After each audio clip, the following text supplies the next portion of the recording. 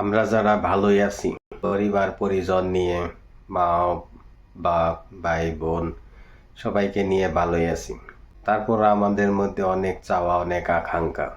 আল্লাহর কাছে শুধু চাই যে এইটা নাই, এটা নাই, এটা দাও, অমুক দাও, তমুক দাও। কিন্তু কোনো সময় আল্লাহর কাছে শুকরিয়া আদায় করি না। কোনো সময় ভাবি না এই মুহূর্তে যেমন আছি ভালোই তো আছি, শরীর সুস্থ আছে, কাজ করতেছি, ব্যবসা বাণিজ্য করতেছি, চাকরি বাকরি করতেছি, দিন ভালোভাবে পার হয়ে যাচ্ছে। পরিবারের অন্যান্য সদস্যরাও সুস্থ আছে, সুন্দর আছে, সুন্দরভাবে দিন পার হইতেছে। এটা ভেবেও শুকরিয়া আদায় করি না। এই অবস্থা থেকে তো আরো খারাপ অবস্থা হতেও পারে।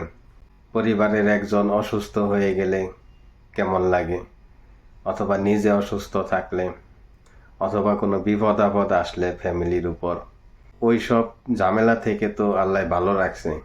তো এই ভালো থাকার মুহূর্তে আল্লাহর কাছে শুকরিয়া আদায় করা উচিত আমাদের, না শুধু চাওয়ার উপরেই, শুধু অভিযোগের উপরেই থাকা উচিত। অভিযোগের উপরে থাকা উচিত না। আল্লাহ যেটুকু দিছে এইটুকুর মধ্যেই আল্লাহর শুকরিয়া আদায় করে থাকা উচিত।